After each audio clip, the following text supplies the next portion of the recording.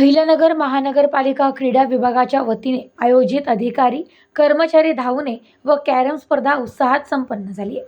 महानगरपालिका क्रीडा विभागाच्या वतीने अधिकारी कर्मचारी यांच्यासाठी विविध स्पर्धेचे आयोजन करण्यात आले आहे.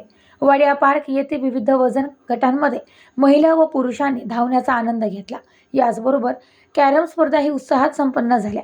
यावेळी मनपा कर्मचारी युनियनचे अध्यक्ष जितेंद्र सारसर, अस्थापना विभाग प्रमुख मेहर लहारे, क्रीडा अधिकारी व्हिसेंट फिलिक्स, लेखा विभाग प्रमुख अनिल लोंढे, अजय कांबळे आदी उपस्थित होते.